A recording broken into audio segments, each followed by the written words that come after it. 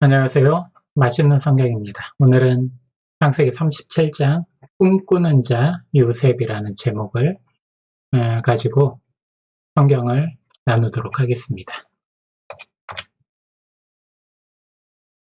꿈꾸는 자 요셉, 말 그대로 요셉 이야기가 시작되는 부분이죠. 37장 3절에 보면은 이스라엘이 여러 아들들보다 그를 더 사랑하므로 그를 위하여 셋의 곳을 지었더니, 이렇게 기록되어 있습니다. 야곱은 지난 시간에 얘기한 것처럼 라헬이 죽고 나서 요셉을 더욱 집착하고 편애하기 시작을 하죠. 그 결과로 방금 읽은 말씀처럼 이제 채색 옷을 입힙니다. 우리가 볼 때는 뭐 조금 예쁘고 화려한 옷 이렇게 생각할 수 있겠지만, 채색 옷은 그러한 의미 이상의 것들이 있죠. 성경 속을 살펴보면 채색 옷은 이제 공주나 입을 수 있는 특별한 옷이었다. 사무엘하 13장 18절부터 19절 보면은 이제 사울 왕이 있죠. 사울 왕의 딸이 채색 옷을 입었다고 나옵니다. 그러니까 뭐 공주나 왕족, 때로는 뭐 귀족 이런 사람들이 입을 수 있는 굉장히 화려하고, 또 신분적으로 보면은 좀 상위 신분에 있는 사람들이 입었고, 그리고 고대 사회에서는 이런 의미뿐만 아니라 이런 옷을 입고 있다는 것만으로도 노동에서 제외되는 사람이라는 걸 알 수가 있었어요.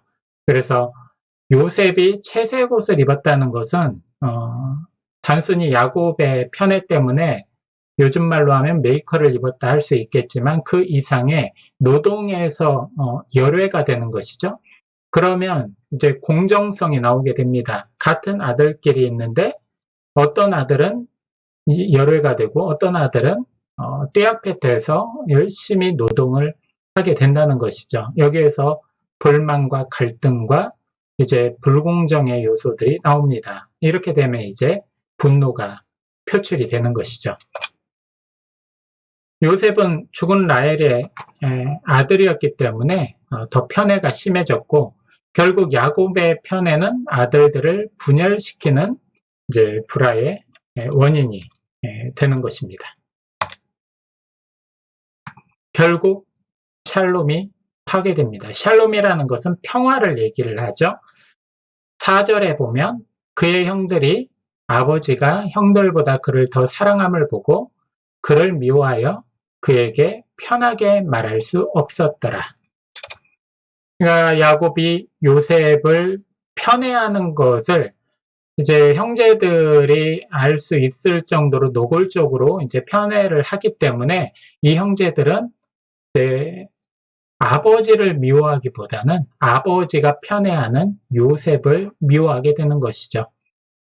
우리도 일상생활에서 어떤 것을 소중히 여기고 편애하고 때로는 이제 불공평하게 대하는 것들이 있다면, 나에 대한 것보다는 내가 가장 소중히 여기는 것에 대한 불만이 폭발할 수가 있습니다. 조심해야 되죠. 가능하면 이제 공평하게, 그리고 서로 이렇게 존중하면서 살아갈 수 있는 그런 삶의 노력이 필요하죠.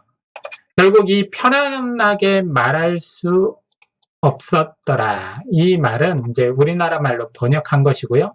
히브리 원문을 보면 샬롬이라고 인사하지 않았다. 이 샬롬은 평화를 얘기합니다. 평화는 삶의 평화, 온 삶 전인적인 평화를 얘기하는데, 아무튼 형제들 사이에서 이 평화가 깨진 것이죠. 이 평화가 깨졌다는 의미고, 이제는 이 형제들 사이에서 요셉은 소외가 되는 것이죠. 형제로 대우를 하지 않겠다라는 의지 표명을 행동으로 보인 것입니다. 지금 갈등이 극에 달하 있는 것이죠.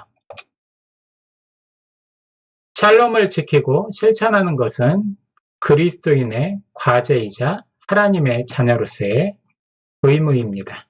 그래서 우리가 마태복음을 보면은 화평하는 자는 복이 있나니 그들이 하나님의 아들이라 일컬음을 받을 것임이라.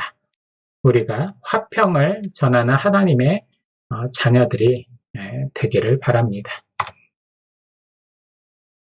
이제 그러한 갈등이 폭발된 상황에서 이제 그 폭발을 더욱더 가중시키는 사건이 펼쳐지는데 바로 요셉의 꿈이 동기가 됩니다.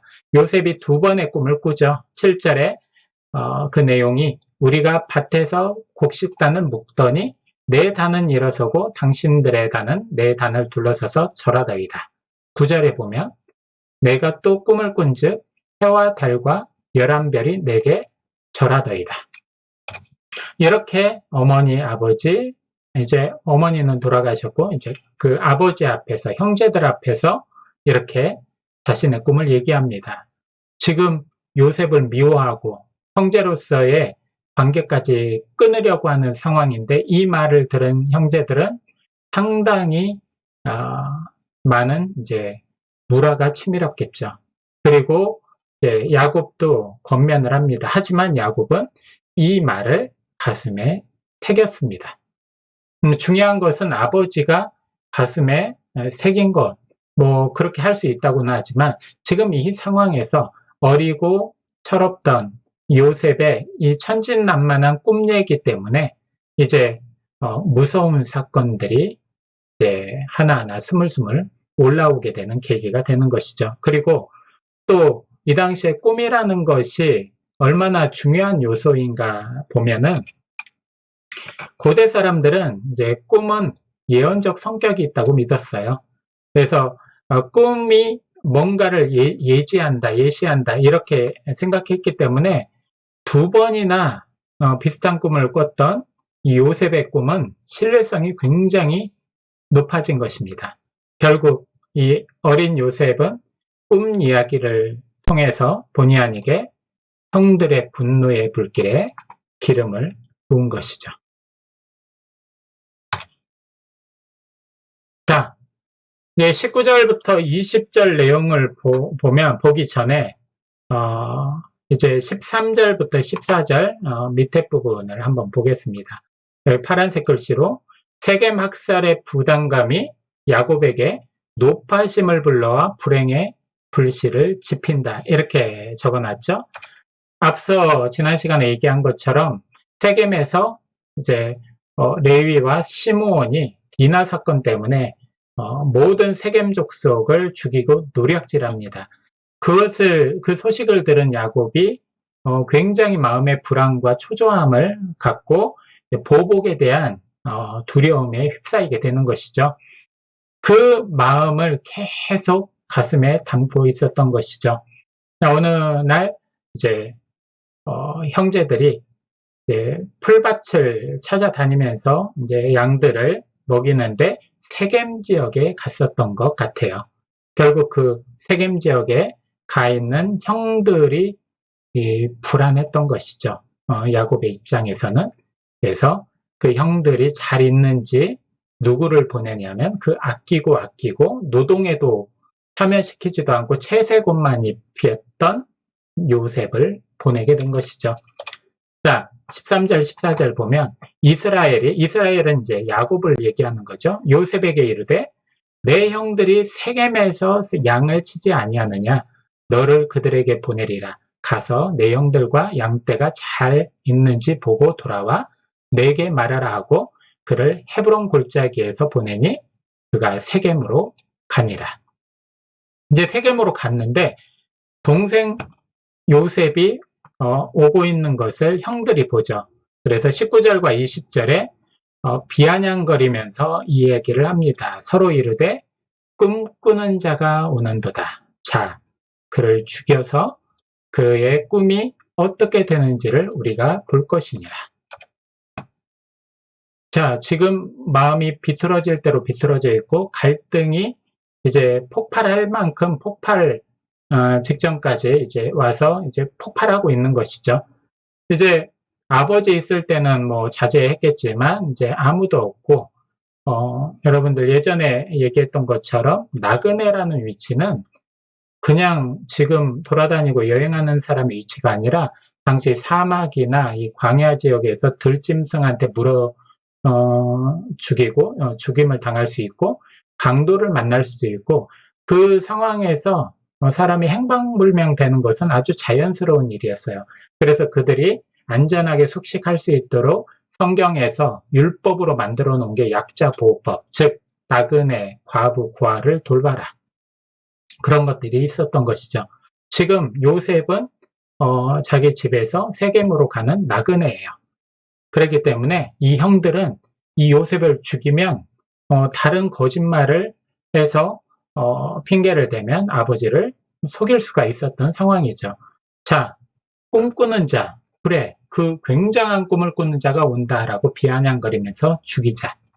그리고 그 꿈이 이루어지는지 보자. 죽이면 그것으로 끝난다라고 단정을 지은 것이죠. 그래서 세상의 여러 가지 방법이나 무한 경쟁 사회에서 이루어지는 여러 가지 좀 불법적이고 불이한 그런 상황들을 보면은 이게 사탄적인 생각 중에 하나라는 것을 알게 되죠. 여기 사탄적인 생각이라고 해서 이 네 가지를 적어놨습니다. 이 네 가지는 요셉에게 일어났던 일들이죠. 그래서 요셉이 첫 번째 꿈꾸는 자가 오는도다 하면서 이 사탄적 생각,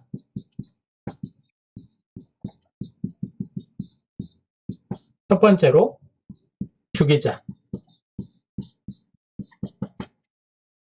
죽이자는 말은 좀 극단적인 것이 되고 이게 누르자.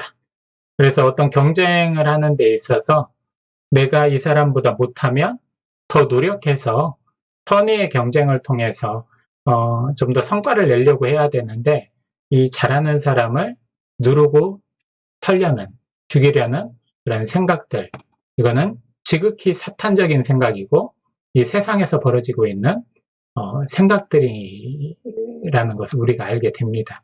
이것은 하나님의 방법이 아니에요.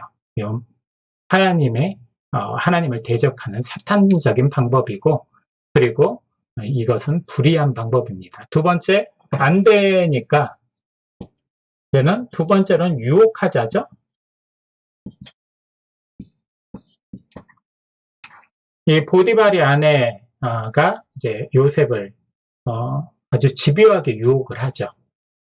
그렇게 해서 그를 쓰러뜨리고 자기의 욕망을 채우기 위해서 그런 일들을 합니다. 세상에서도 그래요. 회유하고 또한 유혹하고 여러 가지로 감언이설을 하는 경우들이 있죠. 이게 이제 선의에서 하는 말이 아니라 어떤 불의와 어떤 목표를 달성하기 위해서 거짓으로 속이는 경우들이 많죠. 이 사탄적인 생각들. 그리고 세 번째, 거짓말로, 거짓으로 모함하자. 앞서 죽이자하고 좀 비슷한 맥락이죠. 그래서 내가 어떤 목표를 이루지 못했을 때, 그리고 경쟁 상대를 따라잡지 못할 때, 내 지금 무능함이나 약함을 노력을 통해서 이렇게 성장시키고 채워야 되는데, 이러지 않고 거짓말로 모함하고 그 사람을 해하고, 그리고 그 자기의 목표하는 바 아니면 그 자리를 차지하기 위해서 수단과 방법을 가리지 않는 것들. 이게 사탄적인 생각이죠. 네 번째, 이 세 번째는 이제 보디발의 아내가 자기 유혹에 넘어가지 않으니까 거짓으로 나를 범했다라고 고소를 하고 억울하게 했던 것이죠. 네 번째, 이것도 안 되니까 이제 가두자. 이 사람을 완전히 세상에서 매장을 시키는 거죠. 요셉이 이렇게 험한 꼴을, 사탄적인 생각 속에서 이 모든 것들을 당하면서 그 고통을 인내하고 하나님과 항상 동행했던 것이죠. 우리가 살아가면서 이 중에 한 가지라도 경험을 하게 되면 정말 힘겨워서 벅찰 것입니다. 그 힘겨워서 벅찬데 하나님께 기도하는 마음을 가질 여유도 없었을 거예요. 하지만 요셉이 우리가 지금 아는 요셉이 된 이유는 그럼에도 불구하고 하나님과 동행하여 형통하였더라. 요셉은 이러한 어려운 상황들, 이 사탄적인 생각들, 세상의 공격들을 맞이하면서 그때도 하나님의 끈을 놓지 않고 하나님과 동행했던 것이죠.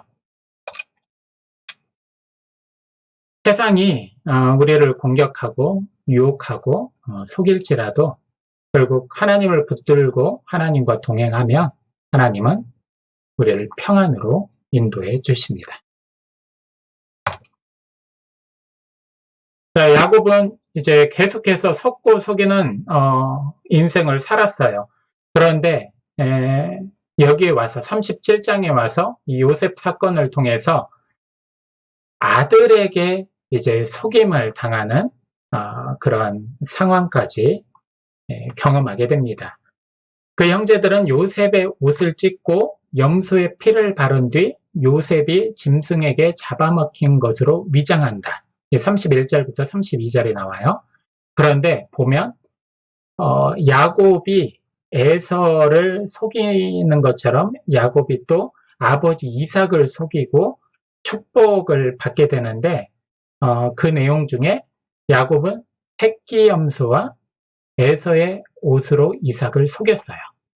이전에 이삭을 속였던 방법대로 자신도 자식들이 속이는 그런 상황에 처하게 되는 것이죠.